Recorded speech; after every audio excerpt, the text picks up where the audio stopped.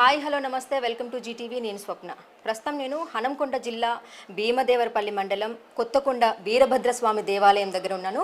మనతో పాటు ఈ దేవాలయానికి సంబంధించినటువంటి ఈవో గారు కిషన్ రావు మనతో పాటు ఉన్నారు.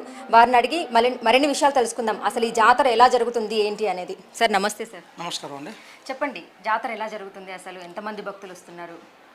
దేవాదాయ ధర్మాదాయ శాఖ శ్రీ వీరభద్రస్వామి దేవస్థానం కొత్తకొండ గ్రామం భీమదేవరపల్లి మండలం హన్మకొండ జిల్లా యందు 2024 సంవత్సరం బ్రహ్మోత్సవాలు అత్యంత వైభవంగా జరుగుతున్నవి. ఇట్టి బ్రహ్మోత్సవాల భాగంగా 9 రోజుల కార్యక్రమం నిర్వహిస్తాము. ఈ 9 రోజుల కార్యక్రమంలో మొదట 10వ తారీఖు బుధవారం రోజు స్వామివారి కళ్యాణం నిర్వహిస్తాము. ఇట్టి కళ్యాణ మహోత్సవంలో మన స్థానిక శాసనసభ్యులు మంత్రివర్యులు పొన్నం ప్రభాకర్ గారు వారి దంపతులు వచ్చి కళ్యాణం మీద కూర్చున్నారు. మరి దాదాపు భక్తులు కూడా ఒక 3,000 మంది భక్తులు పాల్గొన్నారు. వాళ్ళందరి తీర్థప్రసాదం భోజన సదుపాయం కల్పించబడినది. ఆ తదుపరి రోజు నుంచి 11వ తారీఖు గురువారం రోజు త్రిశూల పూజ, ఉషనిత పారాయణ కార్యక్రమం, 12 శుక్రవారం రోజు వాస్తు పూజ కార్యక్రమం, 13 శనివారం లక్ష బిల్వార్చన కార్యక్రమం, 14 భోగి పండుగ కార్యక్రమం, 15 సోమవారం ఉత్తరాయణ పుణ్యకాలం మకర సంక్రాంతి బండిదిరిగే కార్యక్రమం, 16 మంగళవారం రోజు నాగవల్లి పుష్పయాగ కార్యక్రమం, 17 బుధవారం త్రిశూల స్నానం, 18 గురువారం రోజున అగ్నిగుండాలతో ఇట్టి కార్యక్రమాలు ముగుస్తాయి. ఇట్టి కార్యక్రమంలో గత సంవత్సరం దాదాపుగా 4 నుంచి 5 లక్షల మంది పాల్గొన్నారని అంచనా వేశాం. ఇప్పుడున్న ఈ 2024 బ్రహ్మోత్సవాల్లో ఈ మహాలక్ష్మి ఉచిత బస్సు పథకం మరియు రాబోయే నెక్స్ట్ మంత్ సమ్మక్క సారలమ్మ జాతర ఉంది. సమ్మక్క సారలమ్మ జాతర సందర్భంగా వీరభద్రస్వామిని దర్శించుకొని ఇక్కడ నుంచి భక్తులందరూ మళ్ళీ సమ్మక్క వెళ్తారు కాబట్టి దాదాపు 1,00,00,000 మంది, ఇంకా భక్తులు ఎక్కువ అంటే 5,50,000 నుంచి 6,00,000 వరకు వస్తారని అంచనా వేశాం. ఇటు బ్రహ్మోత్సవాల భాగంగా మా స్థానిక శాసన మంత్రివర్యులు పొన్నం ప్రభాకర్ అధ్యక్షతన కోఆర్డినేషన్ మీటింగ్ నిర్వహించారు 4వ తారీఖు నాడు. అటు కోఆర్డినేషన్ మీటింగ్లో 18 శాఖల అధికారులందరూ వాళ్ళు పాల్గొన్నారు. ఈ జాతర బ్రహ్మోత్సవంలో ఎవరికి ఎలాంటి ఆటంకం కలగకుండా అన్ని ఆ శాఖ అధిపతులు సమన్వయం చేసుకొని అందరూ కోఆర్డినేషన్ చేసుకొని జాతర బ్రహ్మోత్సవాలు దిగ్విజయంగా నడపాలని వారు ఆదేశించారు.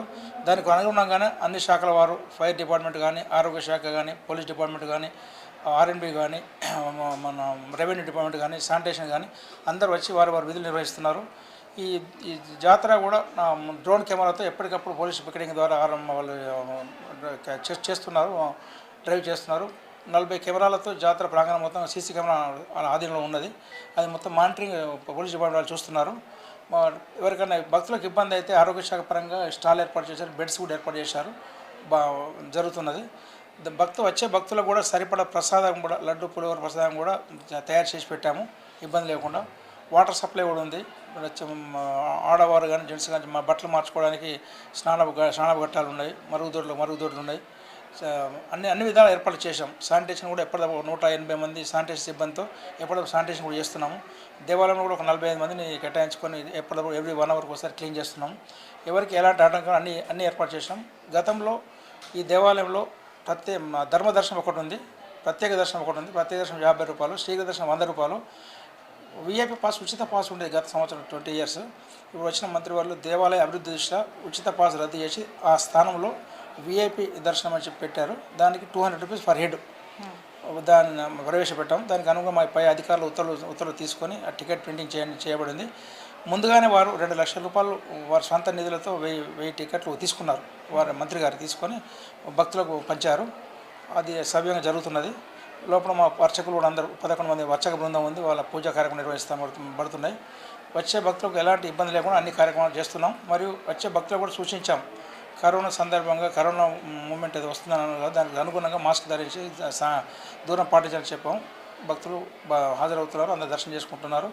వీరభద్రస్వామి వారి కోరికలన్నీ నెరవేరుస్తారు కాబట్టి ఎవ్రీ సంవత్సరం భక్తులు ఇంక్రీజ్ అయ్యి దర్శనం చేసుకుని తీర్థప్రసాదం స్వీకరిస్తున్నారు. నా పేరు P Kishan Rao, grade executive officer Shri Veerabhadraswamy Devasthanam Kothakonda Bheemadevarapalli మండలం హన్మకొండ జిల్లా. Thank you sir, thank you so much. ఇంకొక క్వశ్చన్ ఇక్కడ ఏంటంటే, మొన్ననే మంత్రి గారు మన వీరభద్రస్వామిని వచ్చి దర్శనం చేసుకున్నారు. సో ఇక్కడ భక్తులు కొన్ని లక్షల మంది వస్తూ ఉంటారు అని చెప్పారు మీరు. అంటే వాళ్ళ సౌకర్యార్థంగా ఇప్పుడు ఏదైతే కాంగ్రెస్ ప్రభుత్వం కొత్తగా ఏర్పడిందో, మీరు ఇంకా ఈ గుడికి సంబంధించిన అభివృద్ధి కార్యక్రమాలు ఏమైనా చేయాలని మంత్రివర్యుల ముందు ఏమైనా తీసుకురావడం జరిగిందా? మా శాసనసభ్యులు వారు గెలిచిన తదుపరి మంత్రివర్యులు ప్రమోషన్ చేయగానే మీటింగ్ పెట్టి చెప్పారు, ఈ దేవాలయం ఒక 50 ఇయర్స్ వరకు భక్తులకు సరిపడా ఏర్పాట్ల కోసం ఎస్టిమేట్స్ ప్లాన్స్ మాస్టర్ ప్లాన్ చేయించమని మా పై అధికారులకు ఉత్తర్వులు జారీ చేశారు. అంటే మనం కాటేజెస్ కానీ, కళ్యాణ మండపం కానీ, వసతి గదులు కానీ, కాలక్షేమ మండపం కానీ, భోజనశాల గురించి కానీ అన్ని అంటే ఒక 30-40-50 కోట్లతోని ఎంత మొత్తం 50 ఇయర్స్ వరకు సరిపడా భక్తులకు సరిపడేటట్టు చేసే ప్లాన్ తయారు చేసుకున్నారు. మాస్టర్ ప్లాన్ చేయమని చెప్పి మా పై అధికారులకు మంత్రి గారు ఆదేశించున్నారు. జాతర తదనంతరం ఈ మంత్ ఎండింగ్ వరకు మా అధికార బృందం వచ్చి ఒక 10 days 5 days ఇక్కడే ఉండి ఎట్లా చేస్తే బాగుంటుంది, ఏం చేస్తామో అన్ని సలహాలు సూచనలు ప్లాన్స్ ఎస్టిమేట్స్ అని తయారు చేసి ఫస్ట్ వీక్లో మినిస్టర్ గారికి సబ్మిట్ చేయమని చెప్పారు. అది కూడా రూపుదాల్స్తుంది. మనతో పాటు ప్రధాన అర్చకులు కూడా ఉన్నారు, మన కంచనపల్లి రాజయ్య. వారితో మాట్లాడించే ప్రయత్నం చేద్దాం. నమస్తే సార్. నమస్తే. మా యొక్క స్వామివారు కాకతీయుల కాలంలో నిర్మించబడిన ఆలయం. మొదట ఈ స్వామివారు కొండపైన వెలిసినాడు. 14వ శతాబ్దంలో కొంతమంది కుమ్మరి వాళ్ళు కర్ర కోసం కొండపైకి వెళ్ళినప్పుడు వారి అవసరం కర్ర తీసుకొని చూసేసరికి వాళ్ళ ఎడ్లు బండ్లు మాయమవుతాయి. ఆ రోజు కుమ్మరి వాళ్ళు కూడా కొండంతా గాలించి అలిసిపోయి కొండపై నిద్రించినప్పుడు స్వామివారి కళ్ళలో ప్రత్యక్షమై నన్ను కింద ఉన్న ఆలలో ప్రతిష్టాపన చేసినట్టయితే మీ ఎడ్లు బండ్లు దొరుకుతాయని చెప్పేసి కళ్ళలో చెప్పడం జరుగుతుంది. అదేవిధంగా స్వామి ఆజ్ఞ ప్రకారంగా మేము చేస్తాం స్వామిని మొక్కగానే యథాస్థానంలో వాళ్ళ ఎడ్లు బండ్లు ప్రత్యక్షమవుతాయి. ఆ రోజు 16వ శతాబ్దంలో స్వామివారిని తీసుకొని కింద ఉన్న ఆలయంలో ప్రతిష్టాపన చేయడం జరిగింది. ఇక్కడ ప్రధాన ఘట్టం ఏంటంటే కుమ్మరి వాళ్ళ బండ్లు తిరిగిన తర్వాత ఇక్కడ బండ్ల కార్యక్రమం మొదలవుతుంది. అందులో ఇక్కడ బ్రహ్మోత్సవాలు ప్రతి సంవత్సరం జనవరి సంక్రాంతి కార్యక్రమంలో మొదలవుతాయి. కళ్యాణ మహోత్సవం ఘట్టంతో ప్రారంభమై అగ్నిగుండాల కార్యక్రమంతో జాతర బ్రహ్మోత్సవాలు ముగుస్తాయి. ఇక్కడ విశేషం ఏంటంటే దక్షిణాయనం 14వ తారీఖు నాడు వరకు దక్షిణాయనం ఉంది. దక్షిణాయనం పోయి ఉత్తరాయణ పుణ్యకాలం మరుసటి రోజు ఎప్పుడైతే వస్తుందో ఆ రోజు స్వామివారికి అత్యంత ప్రీతిమైన రోజు ఉత్తరాయణ పుణ్యకాలం నాడు. అందుకని ఈ స్వామివారి నాడు సంక్రాంతి మకర సంక్రాంతి రోజున లక్షలాది మంది ఉత్తర ద్వారం గుండా వచ్చి స్వామివారిని దర్శించుకొని చేసినట్టయితే స్వామివారి ఏవైతే కోరికలను అన్నీ నెరవేరుతాయి. అదేవిధంగా ఈయనే క్షేత్రపాలకుడు, కైలాస రక్షకుడు, సర్వ సైన్యాధ్యక్షుడు కాబట్టి స్వామివారికి ఈరోజు దర్శించుకున్నట్టయితే శారీరక బాధ కానీ శత్రు బాధ కానీ ఎలాంటి బాధ లేకుండా విముక్తి కల్పిస్తున్న ప్రజల యొక్క ప్రగాఢ నమ్మకం. అందుకనే ఉత్తర పుణ్యకాల నాడు కనీసం 2 లక్షల వరకు మంది భక్తులు స్వామివారిని దర్శించుకొని తరిస్తారు. అదేవిధంగా ఈ నెల 18వ తారీఖు ఉదయం 4 గంటలకు జరిగే అగ్నిగుండ కార్యక్రమంలో వేలాది మంది భక్తులు నడిచి వారి యొక్క ఏమైనా శారీరక బాధలు ఉంటైతే తొలగిస్తాయని చెప్పేసి మీద వేల మంది నడవ జరుగుతుంది. ఆ రోజు సాయంత్రం గ్రామ పర్యటనతోటి ఈ యొక్క బ్రహ్మోత్సవాలు ముగుస్తాయి. సార్ ఇంకొకటి నాకు ఒక చిన్న సందేహం ఏంటంటే ఇప్పుడు మనకి కొండ మీద నుంచి కుమ్మరి వాళ్ళు మనం భగవంతుని తీసుకురావడం అని జరిగింది. అంటే స్వయంభుగా కొండ మీద వెలిసారు వీరభద్ర స్వామి.